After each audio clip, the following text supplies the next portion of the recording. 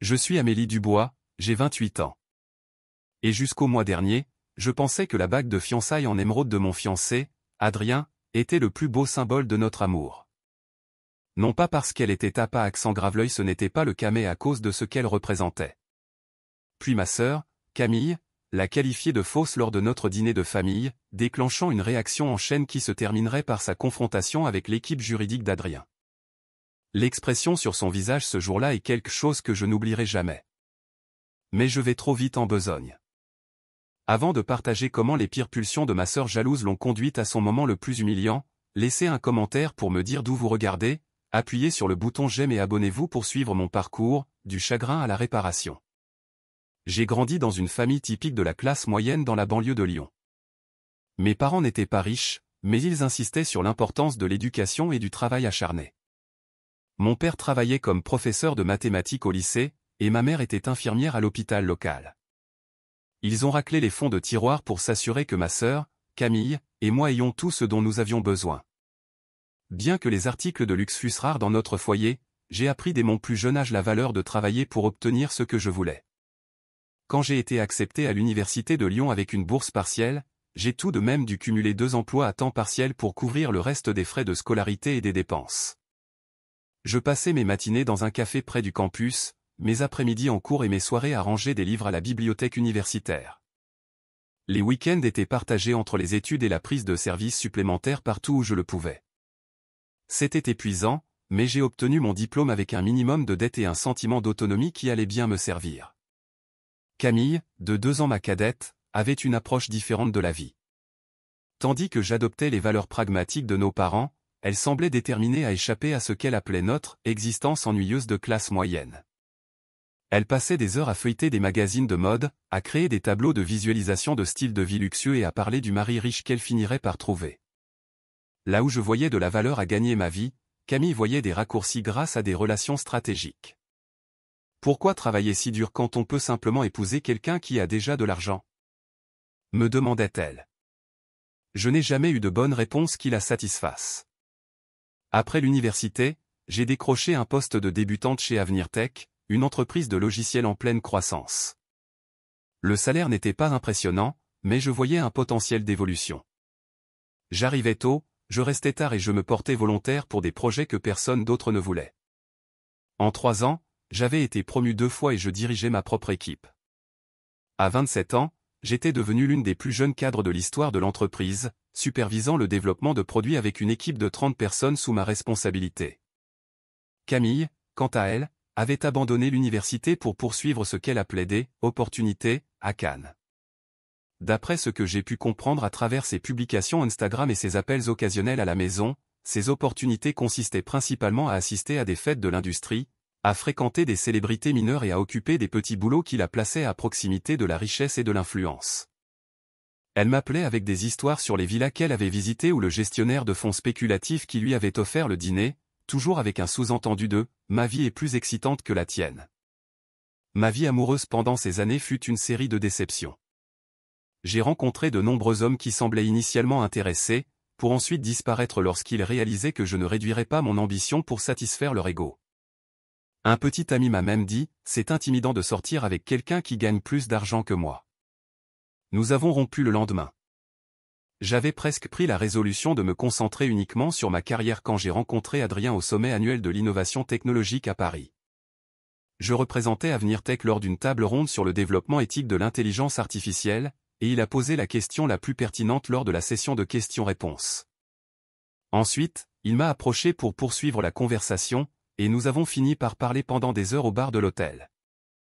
Adrien s'est présenté comme le fondateur d'une entreprise de sécurité logicielle. Il était intelligent, réfléchi et d'une humilité rafraîchissante.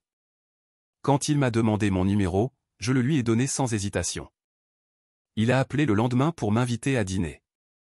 Notre premier rendez-vous a eu lieu dans un restaurant de quartier décontracté, agréable, mais pas extravagant. Il est venu me chercher dans une modeste Audi, pas la voiture de sport tape à accent graveleuil à laquelle je m'étais habitué de la part des hommes qui réussissent dans la technologie. Tout au long du dîner, il a posé des questions sur mon travail, mes idées, mes objectifs et a réellement écouté mes réponses. Il a parlé avec passion de ses propres projets, mais jamais d'une manière qui semblait être de la vantardise. Pour notre deuxième rendez-vous, nous avons visité une petite galerie d'art présentant des artistes locaux, suivi d'un café dans un petit établissement sans prétention qu'il adorait. Pour notre troisième, nous avons fait une randonnée sur un sentier surplombant la ville et avons pique-niqué avec de la nourriture qu'il avait préparée lui-même. À chaque fois que nous nous voyions, je me sentais plus attiré par sa nature authentique et la façon dont il semblait complètement à l'aise dans sa peau. Nous sortions ensemble depuis près de 2 mois quand je suis tombé sur son nom dans le magazine Challenge. Je le feuilletais dans une salle d'attente quand j'ai vu un article sur les 40 talents de la tech de moins de 40 ans, et il y avait Adrien, répertorié comme le fondateur et président-directeur général de Sentinel Systèmes de sécurité, une entreprise évaluée à plus de 2,8 milliards d'euros. L'article mentionnait son approche révolutionnaire de la cybersécurité qui lui avait valu des contrats avec de grands gouvernements et des entreprises du CAC 40 dans le monde entier. Ce soir-là, au dîner, j'ai posé le magazine sur la table. « Alors, tu comptais me le dire un jour ?» Adrien parut sincèrement embarrassé. « Je suis désolé. J'aurais dû être plus franc. »« Pourquoi ne l'as-tu pas été ?» ai-je demandé, plus confuse qu'en colère. Il a soupiré. « Quand les gens connaissent ma richesse d'emblée, ça change les choses. Soit ils veulent quelque chose de moi, soit ils me traitent différemment. Mes 3 dernières relations étaient avec des femmes qui semblaient plus intéressées par mon compte en banque que par moi en tant que personne. » Il a pris ma main. « Avec toi, je voulais être juste Adrien, pas Adrien le milliardaire, pas Adrien le président-directeur général, juste le gars qui a été époustouflé par ton esprit brillant à cette conférence. » Son explication avait du sens, et j'ai apprécié son désir d'authenticité. À partir de ce moment, notre relation s'est approfondie. Nous avons découvert des valeurs communes, un engagement envers l'éducation, un désir d'utiliser la technologie pour un impact social positif, et la conviction que la richesse entraînait des responsabilités. Nous avons débattu d'éthique, partagé des livres qui avaient façonné notre pensée, et nous nous sommes défiés intellectuellement d'une manière que je n'avais jamais connue avec mes partenaires précédents. Adrien m'a progressivement initié à d'autres aspects de sa vie, sa grande maison de bon goût dans les collines, sa fondation qui finançait l'éducation technologique pour les enfants défavorisés, son petit cercle d'amis de confiance. Je l'ai présenté à mes parents, qui ont d'abord été impressionnés mais ont vite appris à l'apprécier pour sa gentillesse et le soin évident qu'il me portait. La seule personne à qui je ne l'avais pas présenté était Camille. D'une manière ou d'une autre, je savais que cette rencontre serait compliquée. Camille avait toujours mesuré sa propre valeur par rapport à la mienne, et la pensée de lui dire que je sortais avec quelqu'un comme Adrien me remplissait d'une étrange anxiété. Mais à mesure que notre relation devenait plus sérieuse, je savais que cette présentation était inévitable. Après 8 mois ensemble, Adrien a commencé à laisser entendre des choses sur notre avenir. Il posait des questions sur où je me voyais dans 5 ans, quel genre de maison j'aimerais avoir, si j'envisagerais de déménager si la bonne opportunité se présentait. Je sentais que quelque chose d'important se profilait à l'horizon, mais j'essayais de ne pas m'emballer. La demande en mariage est arrivée à l'anniversaire de notre première rencontre. Adrien a suggéré que nous assistions à la même conférence technologique où nous nous étions rencontrés, prétextant vouloir soutenir un collègue qui y prenait la parole. J'ai accepté, sans y voir malice. Pendant une pause entre les sessions, il m'a guidé vers la salle de conférence désormais vide où nous nous étions rencontrés pour la première fois. J'étais confuse jusqu'à ce que je voie la transformation. La pièce avait été décorée de subtiles guirlandes lumineuses, et là où se trouvait la table du panel, il y avait une petite table ronde dressée pour 2 avec le même vin que nous avions partagé lors de notre premier rendez-vous. « Qu'est-ce que c'est ?» ai-je demandé, bien que mon cœur qui battait la chamade le sût déjà. « C'est ici que ma vie a changé », a dit Adrien en prenant mes mains. « Juste ici, quand tu as défié cet intervenant sur les questions de confidentialité et que tu as ensuite proposé cette brillante approche alternative. J'ai su à ce moment-là que tu étais exceptionnel. » Il m'a conduite à la table, et nous nous sommes assis. En sirotant le vin, il a partagé des souvenirs de nos mois passés ensemble, des conversations spécifiques que nous avions eues, des défis que nous avions surmontés, des moments où il avait réalisé la profondeur de ses sentiments pour moi. Puis il a mis la main dans sa poche et en a sorti une petite boîte en velours. Mon souffle s'est coupé. Amélie, j'ai connu des gens qui réussissent mais qui sont vides à l'intérieur, et j'ai connu des gens aux moyens modestes qui sont riches de tout ce qui compte. Tu m'as montré qu'un véritable partenariat ne consiste pas en ce que quelqu'un peut te donner, mais en la personne qu'il t'inspire à devenir. Il a ouvert la boîte, révélant une bague qui m'a surprise. plutôt que le diamant énorme auquel je me serais attendu de la part de quelqu'un de sa richesse, la bague présentait une monture vintage avec une émeraude. La pierre était de taille modeste mais avait une profondeur de couleur inhabituelle, sertie dans ce qui semblait être de l'or antique avec de minuscules diamants d'appoint. C'était celle de ma grand-mère, a-t-il expliqué, sa voix douce d'émotion. Elle l'a portée pendant la Seconde Guerre mondiale, en perdant tout et en reconstruisant sa vie. Mon grand-père a vendu la ferme de sa famille pour la lui acheter en 1939, juste avant qu'il ne fuit la Suisse. Elle a dû la cacher de nombreuses fois, une fois en la cousant dans l'ourlet de son manteau. Pour moi, elle représente la résilience, l'espoir et le genre d'amour qui perdure à travers les temps les plus sombres. Il m'a regardé dans les yeux. « Veux-tu m'épouser, Amélie ?» Les larmes ont rempli mes yeux tandis que je hochais la tête. « Oui » ai-je murmuré, puis avec plus d'assurance, « oui ». Alors qu'il glissait la bague à mon doigt, il a ajouté, « L'émeraude est extrêmement rare, d'une mine qui n'existe plus. » Un joaillier a dit un jour à ma famille, c'est l'un des plus beaux exemples de son genre, mais sa vraie valeur réside dans son histoire et ce qu'elle représente. Je ne pouvais pas m'arrêter de la regarder, non pas à cause de sa valeur monétaire, mais à cause de l'histoire qu'elle portait. Ce n'était pas une bague achetée pour impressionner ou pour afficher sa richesse. C'était un héritage familial profondément personnel qui représentait la famille, la survie et des valeurs qui correspondaient aux miennes. Nous avons célébré cette nuit-là avec un dîner privé chez lui, parlant pendant des heures de notre vision pour notre avenir commun. Nous avons décidé de l'annoncer à nos familles tout de suite, bien que j'ai ressenti cette pointe d'anxiété familière en pensant à la réaction de Camille. Mes parents étaient fous de joie quand nous les avons appelés avec la nouvelle. Ma mère a pleuré de joie, et mon père, habituellement si réservé, a dit à Adrien qu'il n'aurait pas pu souhaiter un meilleur partenaire pour sa fille. Ils nous ont immédiatement invités à dîner le week-end suivant. Devrions-nous inviter Camille ?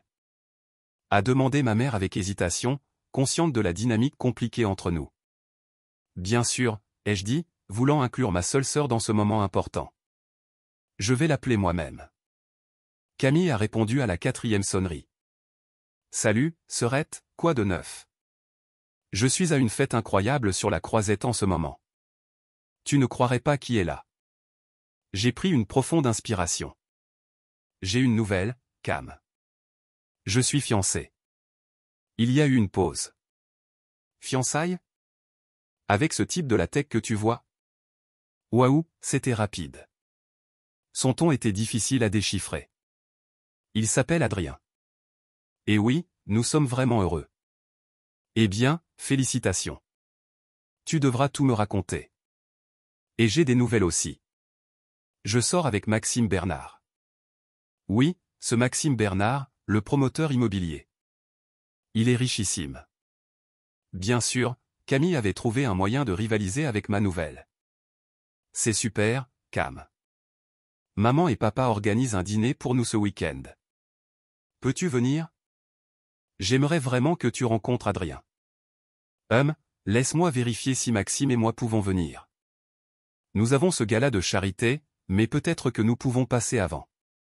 Après quelques négociations, Camille a accepté de venir dîner. À l'approche du jour J, je me sentais de plus en plus nerveuse. La bague à mon doigt, qui m'avait semblé si significative et parfaite quand Adrien me l'avait offerte, paraissait soudainement discrète en imaginant l'examen minutieux de Camille. Je me suis surprise à me demander si elle verrait sa valeur ou la rejetterait comme étant inadéquate, puis je me suis senti coupable de me soucier de ce qu'elle pourrait penser. « Ça va ?» m'a demandé Adrien la veille du dîner, remarquant ma distraction. « Juste nerveuse pour demain. Camille peut être prompte à juger. » Il a souri de manière rassurante. « C'est ta sœur. Je suis sûr que nous trouverons un terrain d'entente. » J'aurais aimé partager son optimisme. Ma mère avait mis les petits plats dans les grands pour le dîner, utilisant sa plus belle porcelaine et préparant le plat de saumon préféré d'Adrien que je lui avais mentionné. Mon père avait méticuleusement nettoyé la maison et semblait inhabituellement investi dans le choix du vin. Leurs efforts pour impressionner Adrien m'ont touché, surtout parce qu'il était la dernière personne à juger quelqu'un sur de telles choses. Adrien et moi sommes arrivés tôt pour aider aux préparatifs. Il a immédiatement charmé mes parents en retroussant ses manches pour aider dans la cuisine et en engageant mon père dans une conversation détaillée sur son dernier projet de menuiserie. Le voir s'intégrer si parfaitement à ma famille m'a rempli de contentement. Ce sentiment s'est évaporé au moment où le VUS Audi de Camille est entré dans l'allée, suivi d'une Porsche rutilante. Elle est sortie du côté passager de la Porsche, vêtue de ce qui semblait être une robe de créateur toute neuve, son cou et ses poignets ornés de bijoux manifestement coûteux.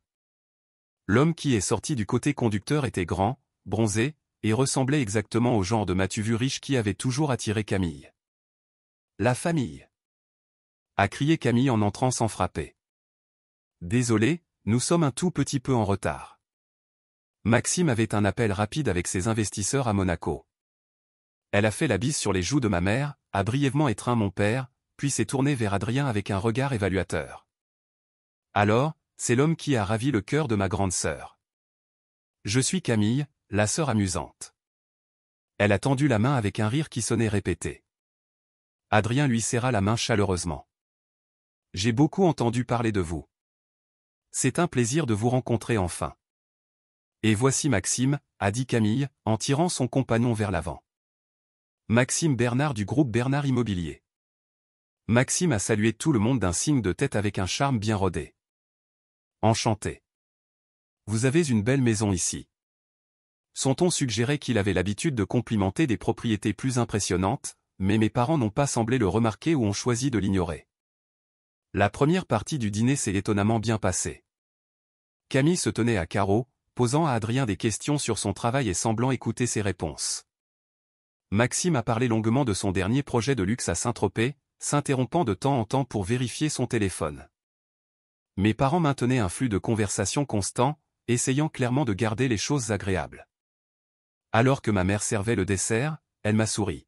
« Amélie, pourquoi ne partagez-vous pas correctement votre nouvelle, Adrien et toi, maintenant que nous sommes tous réunis ?» Adrien a pris ma main, son pouce caressant la bague. J'ai demandé à Amélie de m'épouser, et je suis l'homme le plus chanceux du monde car elle a dit oui. Mon père a levé son verre. À Amélie et Adrien. Nous ne pourrions pas être plus heureux. Voyons voir la bague, s'est exclamé Camille, attrapant ma main avant que je puisse l'attendre. J'ai observé son visage tandis qu'elle examinait l'émeraude. Son expression est passée de l'anticipation à la confusion, puis à quelque chose qui ressemblait à de la déception. Oh, a-t-elle dit finalement. Elle est unique. Très vintage. C'était celle de la grand-mère d'Adrien, ai-je expliqué, entendant la note défensive dans ma voix. Elle a une histoire incroyable. Comme c'est spécial, a dit Camille d'un ton qui suggérait le contraire. Elle s'est tournée vers Maxime. Chérie, tu te souviens de cette bague que nous avons vue chez Cartier la semaine dernière? Celle avec le diamant de 5 carats?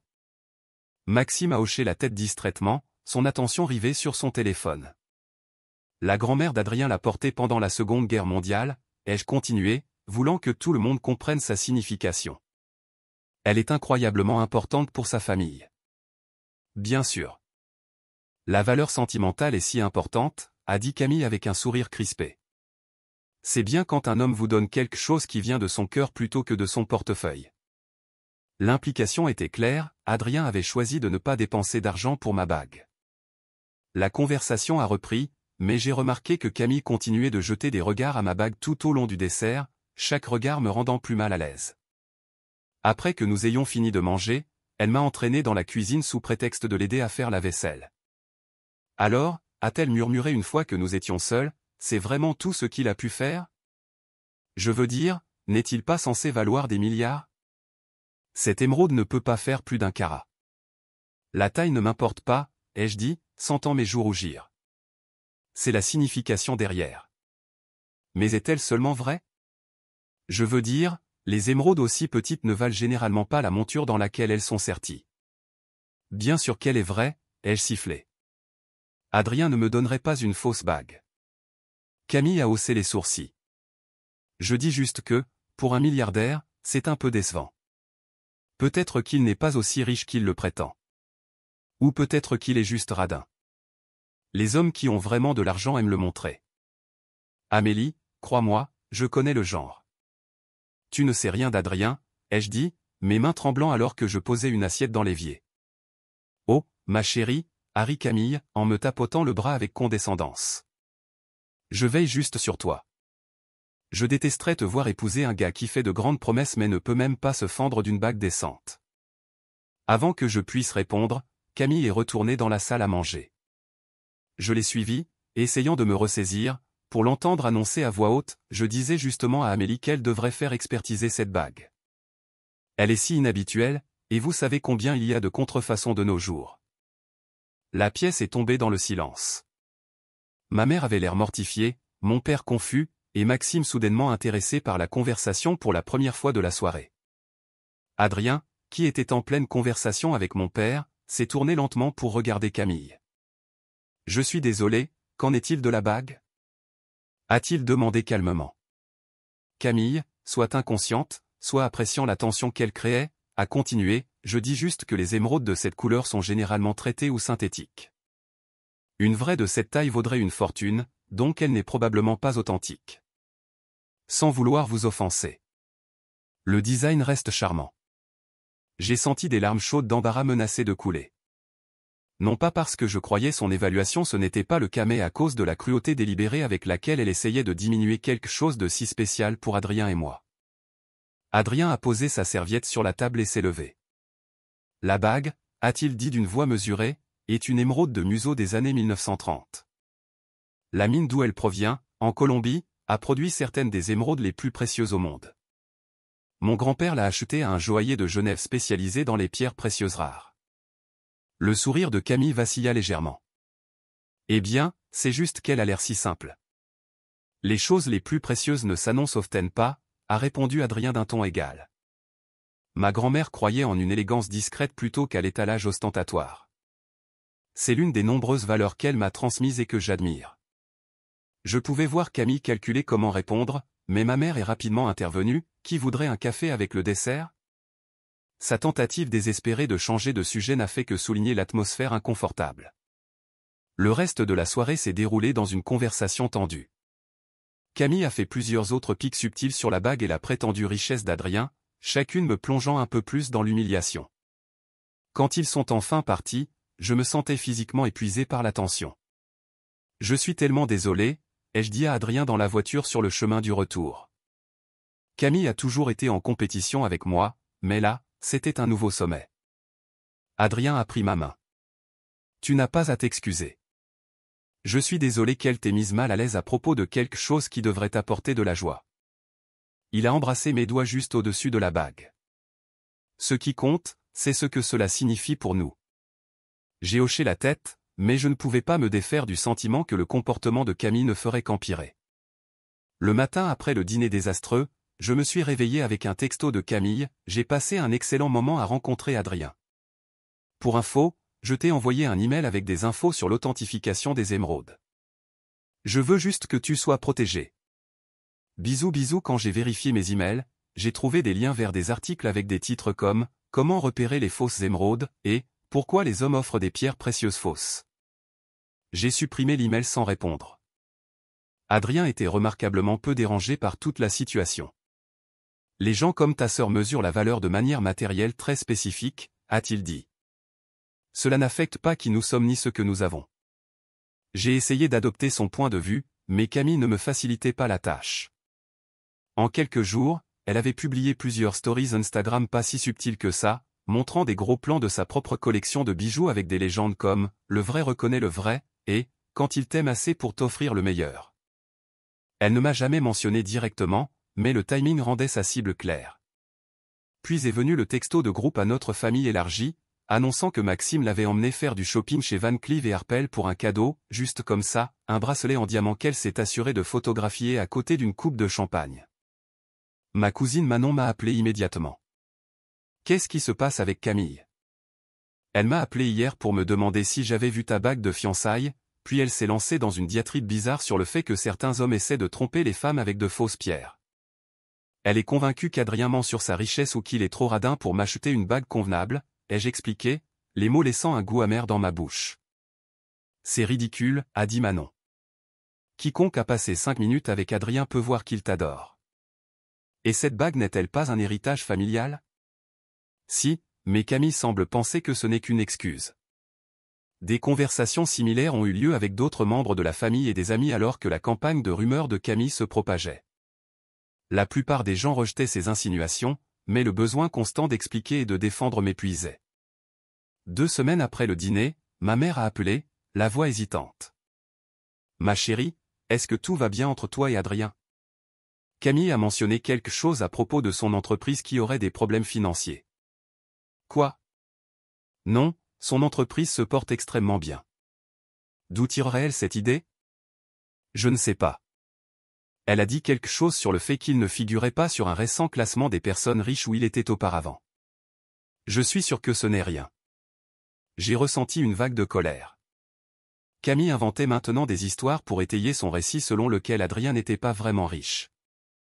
Ce soir-là, j'ai découvert jusqu'où les rumeurs s'étaient propagées lorsqu'Adrien est rentré à la maison l'air troublé. Quelque chose ne va pas?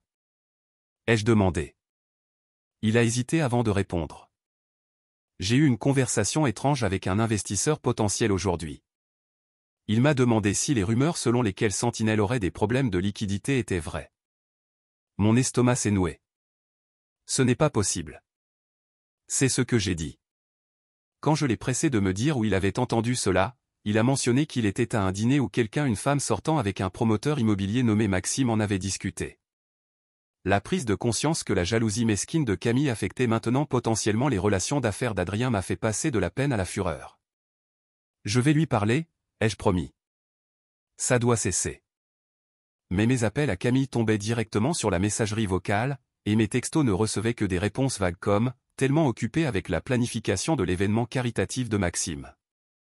On se parle bientôt. » La goutte d'eau qui a fait déborder le vase est arrivée une semaine plus tard, alors que nous organisions notre fête de fiançailles.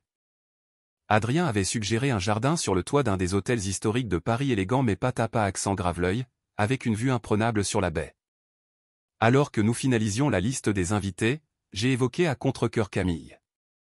Nous devrions probablement l'inviter, ai-je dit. Ne pas l'inviter ne ferait que créer plus de drame. C'est ta décision, a dit Adrien.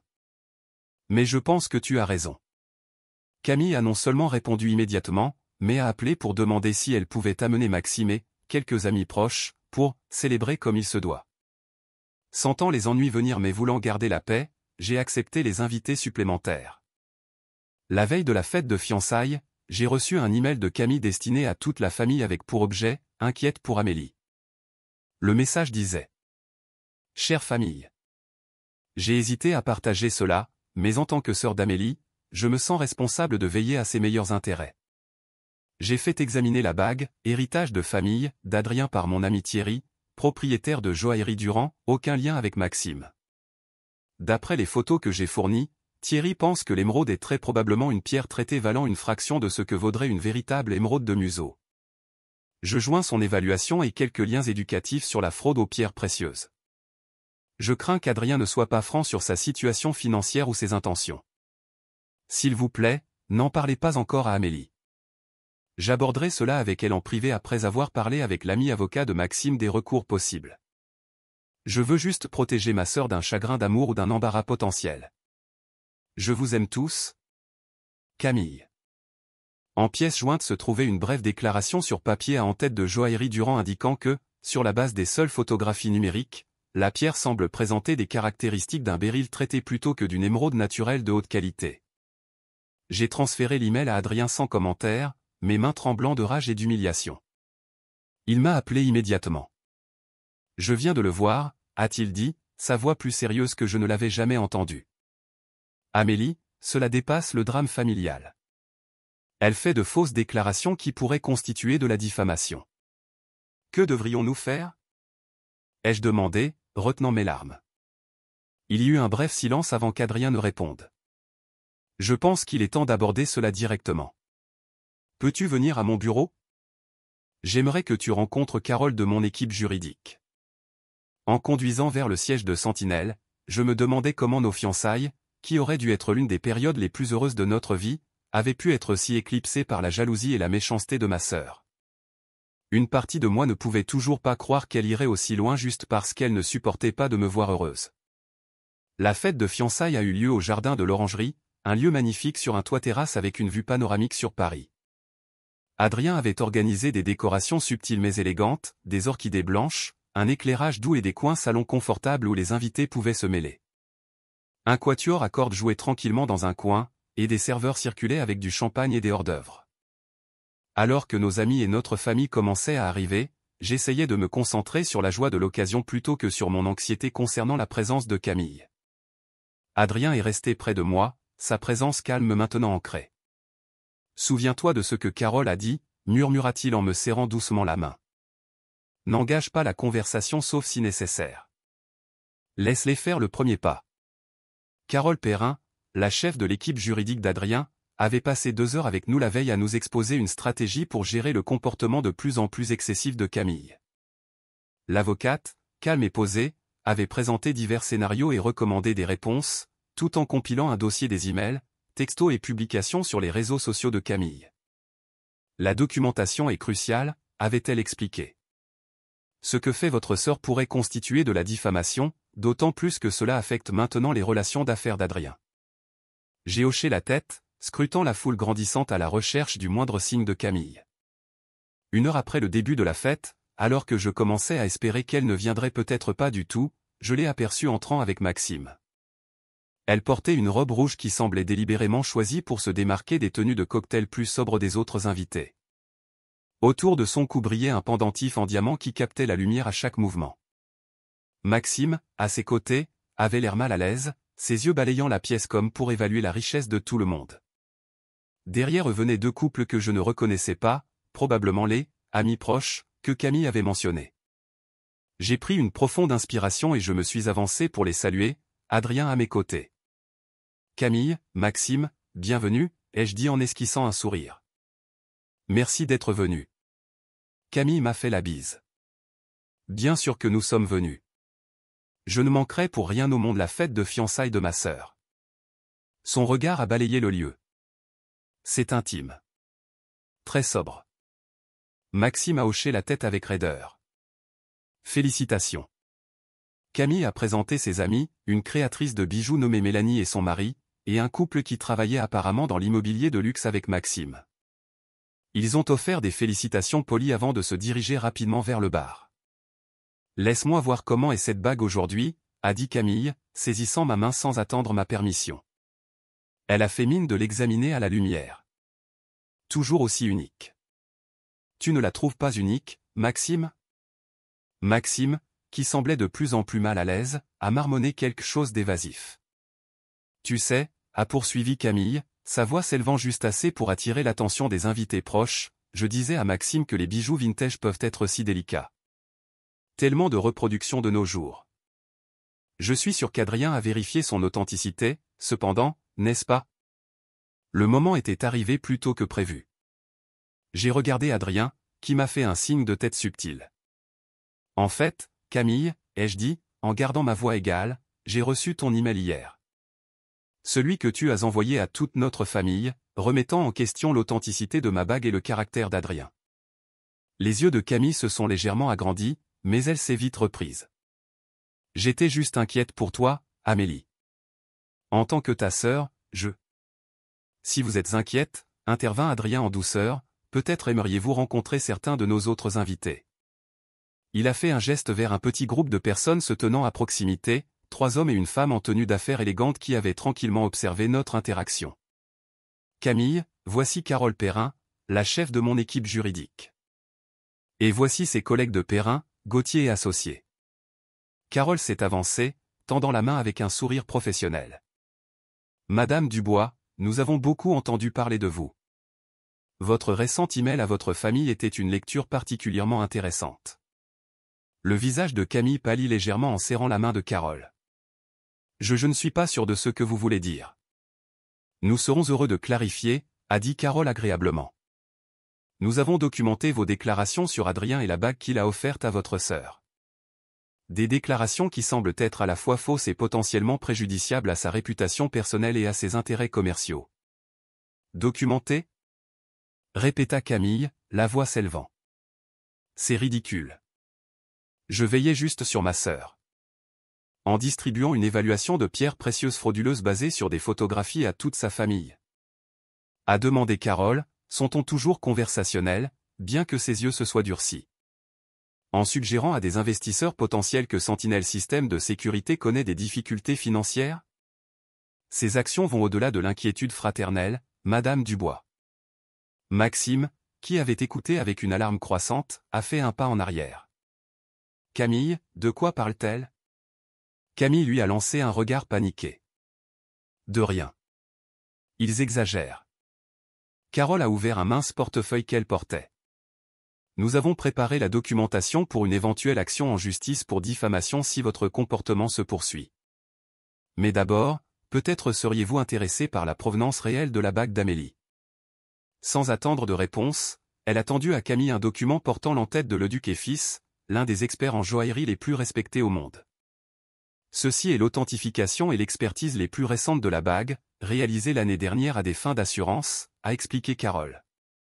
Comme vous pouvez le voir, il est confirmé que l'émeraude est bien un spécimen de museau naturel, non traité, d'une qualité exceptionnelle. La valeur expertisée est indiquée à la page 3. Les mains de Camille tremblaient légèrement alors qu'elle tournait à la 3e page.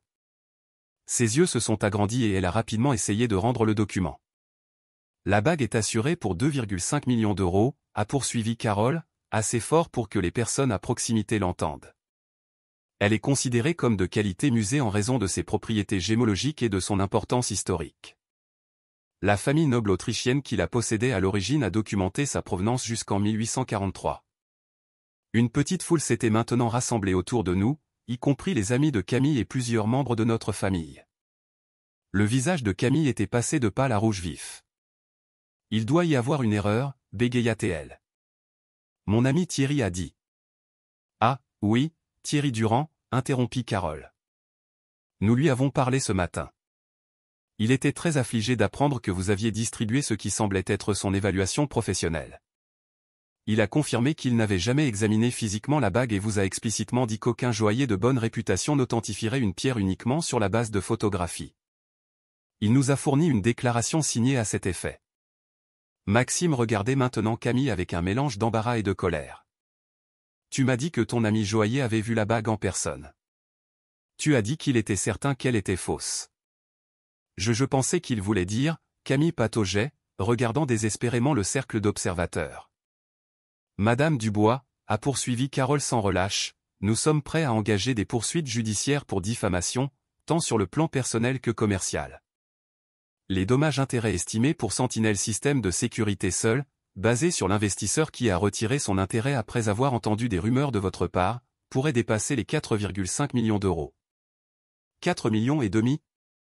Répéta Maxime, faisant maintenant un autre pas loin de Camille. Camille, qu'est-ce que tu as fait, bon sang ? Camille se tourna vers moi, des larmes se formant dans ses yeux. Amélie, c'est ridicule. Je suis ta sœur. J'étais juste inquiète pour toi. Je l'ai regardée fixement. Non, Camille. Tu essayais de me faire du mal. Tu ne pouvais pas supporter que j'ai trouvé quelqu'un qui m'aime pour qui je suis plutôt que pour ce que j'ai. Tu ne pouvais pas supporter que j'obtienne le genre de relation que tu as toujours prétendu vouloir. Ce n'est pas vrai. C'est juste que je ne pensais pas que ça avait du sens qu'un milliardaire te donne une si petite bague, à moins que quelque chose n'aille pas. La seule chose qui n'allait pas, dit Adrien tranquillement, c'était de supposer que la valeur se mesure par l'ostentation plutôt que par la signification. Camille a regardé le cercle de visages certains sympathiques, d'autres désapprobateurs, mais tous clairement conscients de ce qu'elle avait fait. Ses amis s'éloignaient, ne voulant manifestement pas être associés à la scène. Maxime était déjà à l'autre bout de la pièce, en pleine conversation avec quelqu'un d'autre. Je dois y aller, a murmuré Camille, les larmes coulant maintenant librement. Elle s'est retournée et s'est précipitée vers la sortie, fouillant dans son sac à main, son image de sophistication soigneusement construite complètement brisée. Alors qu'elle disparaissait par la porte, Carole a fermé son portefeuille. Eh bien, je pense que ça s'est passé à peu près comme prévu. Adrien se tourna vers les invités rassemblés. S'il vous plaît, tout le monde, continuez à profiter de la fête. La soirée est faite pour célébrer l'amour, pas pour s'attarder sur les malentendus. Alors que la foule se dispersait, Adrien a passé son bras autour de moi. Ça va ? J'ai hoché la tête, bien que je ressentisse un mélange complexe d'émotions, le soulagement que la campagne de Camille ait été stoppée, la tristesse que ma propre sœur ait été prête à aller si loin pour me blesser, et une colère persistante face aux semaines de stress qu'elle avait causées. Je crois que j'ai besoin d'un moment, ai-je dit. Adrien a hoché la tête, compréhensif, et je me suis dirigé vers un coin tranquille du jardin sur le toit. En regardant les lumières scintillantes de Paris, j'ai essayé de digérer ce qui venait de se passer. Camille avait toujours été compétitive, mais je n'aurais jamais imaginé qu'elle risquerait des conséquences juridiques juste pour saper mon bonheur. Quelle sorte de vide devait-elle ressentir pour aller aussi loin? Mes pensées ont été interrompues par mes parents, qui se sont approchés avec hésitation. Amélie, a dit ma mère, les yeux tristes, nous sommes tellement désolés. Nous n'avions aucune idée que Camille faisait tout ça. Nous aurions dû le voir, a ajouté mon père. Les signes étaient là depuis que vous étiez enfant. Camille a toujours dû avoir ce que tu avais, être meilleur que toi en tout. Ce n'est pas votre faute, les ai-je assurés. Mais nous n'en avons jamais parlé, a insisté ma mère. Nous pensions que c'était une rivalité fraternelle normale, mais c'était plus que ça. Elle a été en compétition avec toi toute sa vie, et nous ne l'avons jamais aidée à trouver son propre chemin. Nous avons parlé un peu plus longtemps, mes parents partageant des souvenirs des comportements de Camille dans son enfance qui semblaient maintenant être des signes avant-coureurs clairs, sa détresse quand je recevais des éloges, son besoin de diminuer mes réussites, sa concentration croissante sur les possessions matérielles comme marqueur de succès. Finalement, Adrien est venu voir comment j'allais, et ensemble nous avons rejoint la fête. Malgré la confrontation dramatique, la célébration s'est poursuivie avec succès, de nombreux invités nous disant plus tard que c'était l'une des fêtes de fiançailles les plus mémorables auxquelles ils aient jamais assisté, bien que peut-être pas pour les raisons que nous avions initialement prévues. Alors que la soirée touchait à sa fin, Carole s'est approchée de nous une dernière fois. Je ne pense pas qu'elle poursuivra sa campagne après ce soir, mais nous surveillerons la situation. Si vous préférez aller de l'avant avec une action en justice quoi qu'il arrive, nous pourrons en discuter la semaine prochaine. Qu'en penses-tu? M'a demandé Adrien. J'ai soupiré. Attendons de voir. C'est toujours ma sœur, malgré tout. Carole a hoché la tête. Pour ce que ça vaut, je pense que c'est la bonne décision. Parfois, la possibilité de conséquences suffit à changer un comportement. Alors que les derniers invités partaient et que nous nous préparions à partir nous-mêmes, j'ai baissé les yeux sur la bague à mon doigt, la bague qui était devenue le catalyseur inattendu de tant de drames. Dans la douce lumière du soir, l'émeraude semblait briller d'un feu intérieur, un rappel que la vraie valeur n'est pas toujours visible en surface. La sortie précipitée de Camille de notre fête de fiançailles a créé le genre de spectacle qu'elle orchestrait habituellement pour les autres, pas pour elle-même. Maxime ne l'avait pas suivi, au lieu de cela, il est resté à la fête une heure de plus, s'excusant auprès d'Adrien et de moi avant de partir avec l'une des amies de Camille, la créatrice de bijoux Mélanie. Les jours qui ont suivi la fête ont été étrangement calmes. Camille, habituellement hyperactive sur les réseaux sociaux, n'a rien publié. Son Instagram, généralement mis à jour plusieurs fois par jour avec des photos glamour et des géolocalisations dans des lieux exclusifs, est resté figé sur une publication du matin de notre fête de fiançailles, un gros plan de sa manucure avec la maison de mes parents à peine visible en arrière-plan. « Tu penses qu'elle va bien ?» ai-je demandé à Adrien le 3e jour après la confrontation. Malgré tout, je ne pouvais m'empêcher de m'inquiéter pour ma sœur. Je m'attends à ce qu'elle prenne un peu de temps pour réfléchir, a-t-il dit. Carole peut être très persuasive quant à la gravité des conséquences juridiques potentielles. Plus tard ce jour-là, ma mère a appelé. « As-tu eu des nouvelles de Camille ?» a-t-elle demandé sans préambule. Non, pas depuis qu'elle a quitté la fête. Pourquoi? Elle ne répond pas non plus à nos appels. Je suis passé devant son appartement hier, mais sa voiture n'y était pas. La pointe d'inquiétude dans la voix de ma mère a déclenché ma propre préoccupation. Malgré tous ses défauts, Camille faisait toujours partie de la famille. Je vais essayer de la contacter, ai-je promis. Mon texto à Camille était simple, je voulais juste savoir si tu allais bien. Dis-moi si tu veux parler. Des heures ont passé sans réponse. J'étais sur le point d'appeler Maxime, malgré ma réticence à lui parler, quand mon téléphone a finalement sonné avec un message de Camille, je vais bien. Je reste dans un hôtel pour quelques jours. J'ai besoin d'espace. Au moins, elle était en sécurité. J'ai transmis l'information à mes parents, qui ont semblé soulagés, bien que toujours inquiets. Une semaine après la fête, Adrien a reçu une nouvelle inattendue de Carole. Maxime Bernard a appelé le bureau ce matin, nous a-t-elle informé par haut-parleur. Il voulait préciser qu'il n'avait aucune connaissance des actions de Camille concernant la bague ou les rumeurs sur l'entreprise, et qu'il ne se voyait plus. Il a rompu avec elle? Ai-je demandé, surprise malgré moi. Camille était généralement celle qui mettait fin aux relations, typiquement lorsqu'elle repérait une perspective plus avantageuse. D'après lui, oui. Il semblait très préoccupé par une éventuelle association avec la situation. Le fait de savoir que Camille avait perdu la relation qu'elle avait tant tenu à afficher aurait dû ressembler à une justice poétique, mais au lieu de cela, cela n'a fait qu'ajouter à mes sentiments compliqués sur toute cette situation. Je ne pouvais pas imaginer qu'elle le prenne bien. 2 jours plus tard, j'ai reçu un texto d'un ami commun. Pour info, j'ai croisé Camille au centre commercial Les 4 Temps. Elle n'avait pas l'air bien. Elle a dit quelque chose sur sa vie parfaite qui s'effondrait à cause d'une trahison familiale. J'ai pensé que tu devais savoir. J'ai montré le message à Adrien. Ça devient ridicule. Je ne l'ai pas trahi. Elle nous a attaqués et s'est fait prendre. C'est vrai, a-t-il convenu. Mais les gens réécrivent souvent les récits pour se protéger de la culpabilité. Camille a besoin de se voir comme la victime ici, pas comme l'agresseur. La perspicacité d'Adrien avait du sens, mais cela ne diminuait pas ma frustration. Le prochain dîner dominical en famille approchait, et ma mère avait déjà appelé 2 fois, me demandant si je pensais que Camille viendrait et si ce serait, terriblement gênant, si elle le faisait. Tu devrais y aller sans moi, a suggéré Adrien quand j'ai partagé les inquiétudes de ma mère. Ce sera peut-être plus facile pour Camille de venir si elle n'a pas à nous affronter tous les deux. Tu ne devrais pas avoir à manquer le dîner de famille à cause de son comportement, ai-je protesté. Ça ne me dérange pas. J'ai du travail pour la fondation à rattraper de toute façon.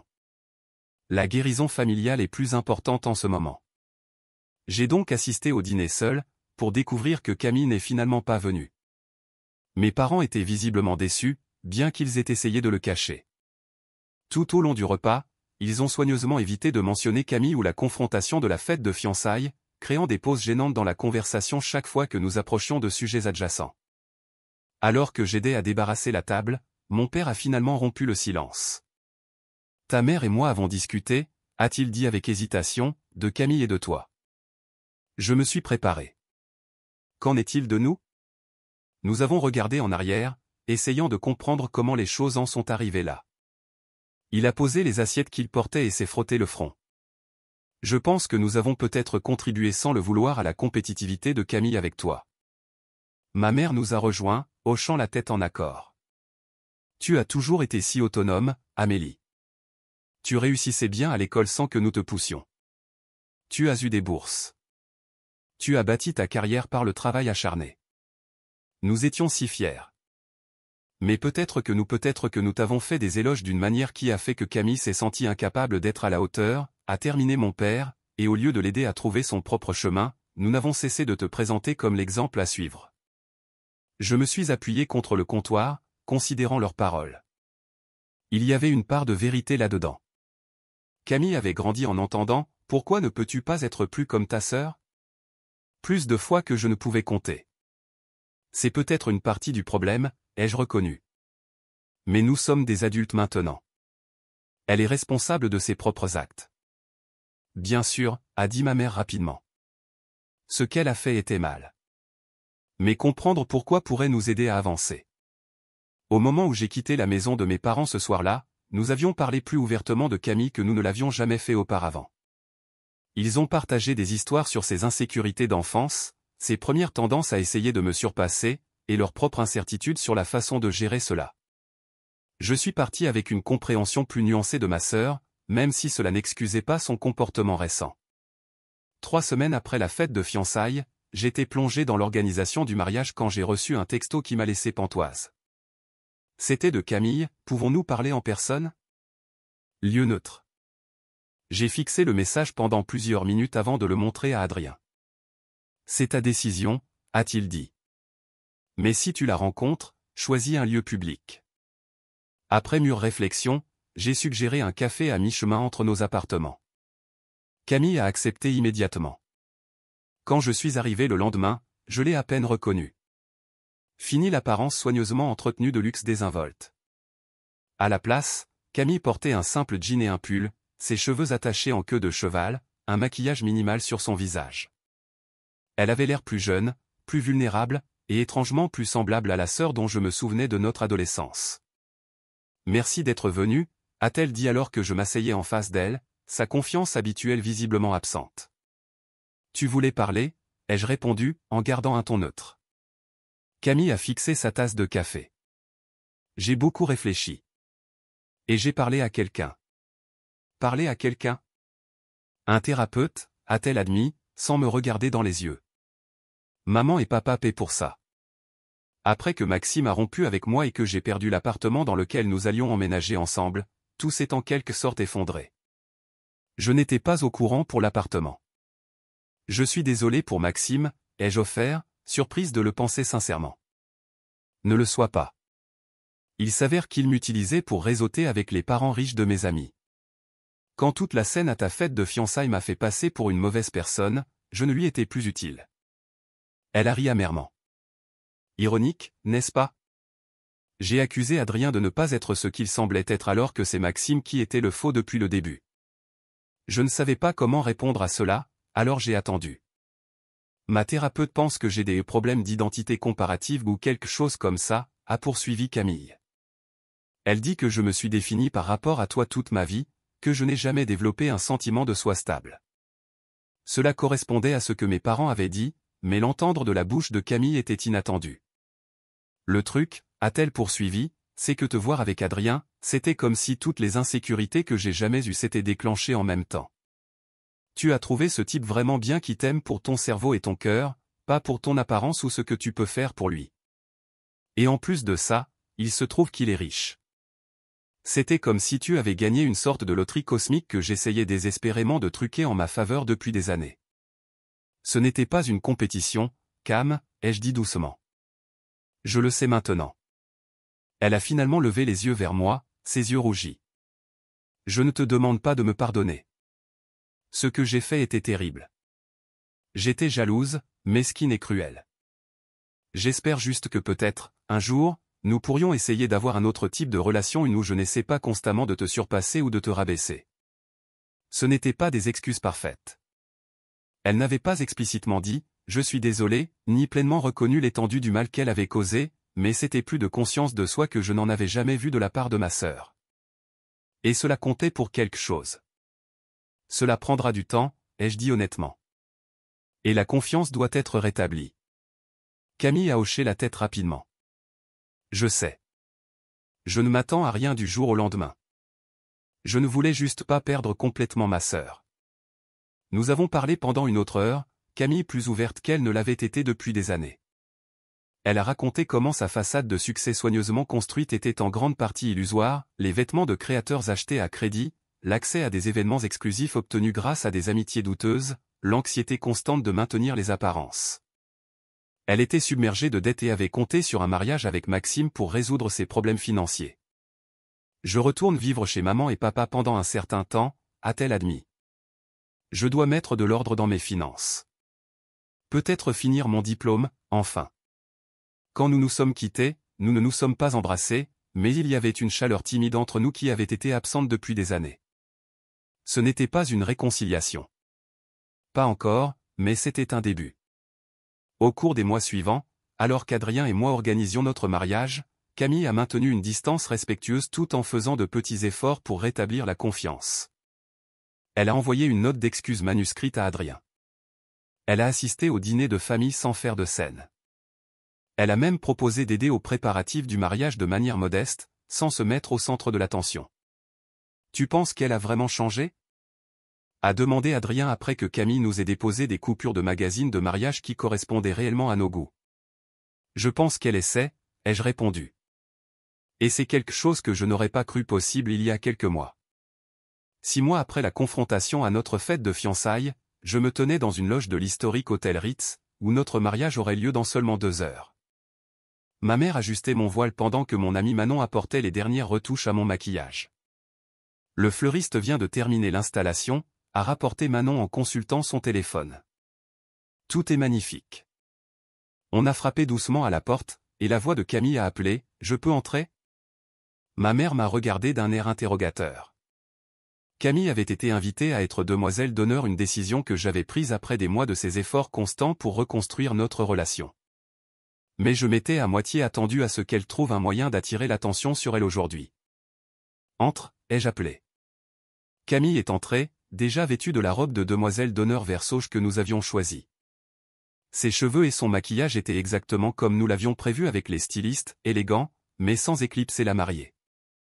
Le plus surprenant, c'est qu'elle portait des bijoux minimalistes, de petites boucles d'oreilles en perles et un simple bracelet. « Waouh !» a-t-elle dit doucement en me voyant dans ma robe pour la première fois. « Amélie, tu es absolument magnifique. » La sincérité dans sa voix m'a fait monter des larmes inattendues aux yeux. « Merci. Puis-je avoir un moment seul avec Amélie ?» a demandé Camille à ma mère et à Manon, qui ont échangé des regards avant de hocher la tête et de sortir. Quand la porte s'est fermée, Camille a pris une profonde inspiration.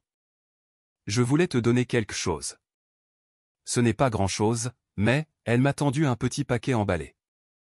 À l'intérieur se trouvait un délicat mouchoir brodé avec mes nouvelles initiales en fil bleu.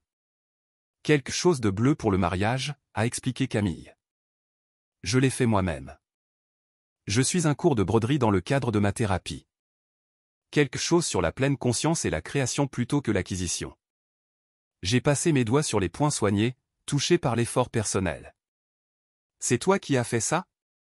Camille a hoché la tête, l'air à la fois fier et embarrassé. « C'est mon premier projet terminé. La professeure a dit que j'ai un don naturel pour le détail. » « C'est magnifique, Cam. » « Merci. » Elle a hésité, puis a ajouté, « Je voulais aussi dire quelque chose à propos de ta bague. » Ma main est allée instinctivement à l'émeraude sur mon doigt, toujours une source d'anxiété occasionnelle lorsque Camille était là. « J'avais tort à ce sujet », a-t-elle dit simplement. Pas seulement factuellement tort sur sa valeur, mais tort sur ce qui rend quelque chose précieux. J'étais tellement obsédé par les apparences que je ne pouvais pas voir ce qui était juste devant moi. Ta bague est belle à cause de ce qu'elle représente, un amour qui a survécu aux épreuves et qui est resté vrai. Cela vaut plus que n'importe quel diamant que Maxime aurait pu acheter pour afficher son statut. Je n'ai pas pu parler pendant un moment, submergé par cette validation inattendue de la part de la personne dont la critique m'avait autrefois si profondément blessé. « Merci de dire ça », ai-je finalement réussi à dire. « Ça signifie beaucoup venant de toi. » Camille a souri, un sourire sincère sans la pointe de compétition que j'avais l'habitude de voir. « Adrien est un homme bien. Je suis heureuse pour vous deux. Vraiment. » Alors qu'elle se tournait pour partir, j'ai appelé, « Cam ? Je suis fier du travail que tu fais sur toi-même. Je le pense vraiment. » Ses yeux ont brillé de larmes non versées. « Merci. C'est plus difficile que je ne le pensais, mais mieux aussi. » La cérémonie de mariage était tout ce qu'Adrien et moi avions espéré, intime, significative et axée sur notre engagement plutôt que sur le spectacle. Les alliances de mariage des grands-parents d'Adrien avaient été redimensionnées pour nous, complétant ma bague de fiançailles en émeraude avec leur propre histoire d'amour durable. Pendant la réception, j'ai remarqué Camille discutant confortablement avec Carole Perrin, l'avocate qui lui avait autrefois présenté des conséquences juridiques potentielles. Elle semblait avoir une conversation sincèrement agréable, sans aucun signe de la tension qui avait caractérisé leur première rencontre. « À ton avis, de quoi parle-t-elle » ai-je demandé à Adrien alors que nous partagions notre première danse. Il a jeté un coup d'œil par-dessus mon épaule et a souri. D'après les gestes de Carole, je dirais de la faculté de droit. Ta sœur a mentionné qu'elle y songeait, n'est-ce pas ? En effet. Camille avait récemment commencé à explorer la possibilité de terminer son diplôme de premier cycle et de postuler à la faculté de droit, une direction qu'aucun de nous n'avait anticipée, mais qui semblait l'énergiser d'une manière que ses activités précédentes n'avaient jamais fait. De la propagation de rumeurs à l'étude du droit de la diffamation, ai-je songé. Ce serait toute une transformation. Les gens peuvent te surprendre, a dit Adrien en me serrant plus fort, quand ils trouvent enfin leur voix authentique au lieu de courir après celle de quelqu'un d'autre. Plus tard dans la soirée, alors que la célébration se poursuivait autour de nous, Adrien et moi avons pris un moment seuls sur la terrasse de l'hôtel, surplombant les lumières de la ville. « Comment te sens-tu en tant que Madame Amélie Lefebvre » a-t-il demandé, en m'enlaçant par derrière. Exactement de la même manière que je me sentais en tant que Mademoiselle Amélie Dubois, ai-je répondu honnêtement. C'est comme ça que je sais que nous faisons les choses bien. Je ne deviens pas quelqu'un de nouveau, nous construisons quelque chose de nouveau ensemble. Adrien m'a embrassé la tempe. C'est ce que j'espérais que tu dirais. J'ai baissé les yeux sur ma bague, l'émeraude captant le clair de lune. Cette dernière année a été un tel voyage. Quand Camille a commencé à critiquer la bague, je n'aurais jamais imaginé que cela mènerait à sa crise complète, à des menaces juridiques, et puis à sa croissance. Je suppose que parfois, les gens ont besoin de toucher le fond avant de pouvoir reconstruire sur des bases plus solides, a observé Adrien. La question est de savoir s'ils utilisent ce moment comme une opportunité ou juste comme une autre excuse. Je suis contente qu'elle ait choisi l'opportunité, ai-je dit. Aussi douloureux que tout cela ait été, je pense que nous en sommes tous sortis grandis. J'ai appris à rester ferme sur ce que je valorise plutôt que de laisser les opinions des autres m'ébranler. Mes parents ont affronté leur rôle dans notre dynamique familiale. Et Camille est bien, elle commence enfin à trouver sa propre identité au lieu de se définir en opposition à moi. Et nous ? A demandé Adrien. Que avons-nous appris ? Je me suis tourné dans ses bras pour lui faire face. Qu'un véritable partenariat signifie être uni face aux défis, qu'ils viennent de l'extérieur ou de sa propre famille. Que la richesse ne réside pas dans ce que l'on possède, mais dans la manière dont on utilise ce que l'on a. Et que parfois, les choses les plus précieuses ne brillent pas le plus au premier regard. L'émeraude à mon doigt, autrefois catalyseur de tant de conflits, semblait maintenant incarner toutes les leçons que nous avions apprises. Comme la grand-mère d'Adrien, qui l'avait porté à travers la guerre et les épreuves, nous étions sortis de notre propre épreuve plus forts et plus certains de notre chemin à suivre. En rejoignant notre célébration de mariage, j'ai réfléchi à la manière dont les choses auraient pu tourner si la jalousie de Camille était restée incontrôlée, si Adrien avait été un autre type d'homme, si j'avais permis aux valeurs des autres de l'emporter sur les miennes. Le voyage avait été parfois douloureux, mais la destination, ce moment de joie et de connexion authentique valait chaque étape difficile. En fin de compte, ce que ma sœur avait conçu comme une attaque contre mon bonheur était devenu un catalyseur de croissance pour elle, pour moi, pour toute notre famille. La bague même qu'elle avait tournée en dérision comme étant fausse, s'était révélée non seulement d'une valeur authentique, mais aussi un puissant symbole de résilience et d'amour durable. Et en affrontant sa jalousie et en trouvant sa propre voie, Camille avait finalement découvert quelque chose de plus précieux que n'importe quel bijou, le commencement de son moi authentique. Et vous ? Un membre de votre famille a-t-il déjà essayé de saper votre bonheur ou de juger quelque chose d'important pour vous en fonction de ses propres valeurs plutôt que des vôtres ? Comment avez-vous géré la situation ? J'adorerais lire vos histoires dans les commentaires ci-dessous. Et si vous avez aimé entendre comment l'équipe juridique de mon fiancé milliardaire a contribué à mettre fin à la campagne jalouse de ma sœur, s'il vous plaît, aimez cette vidéo, abonnez-vous à ma chaîne et partagez-la avec toute personne qui pourrait avoir besoin d'un rappel que parfois, se défendre est la chose la plus bienveillante que l'on puisse faire à la fois pour soi-même et pour ceux qui ont besoin d'apprendre d'importantes leçons de vie. Merci beaucoup d'avoir regardé, et souvenez-vous, la vraie valeur n'est pas toujours visible au premier regard.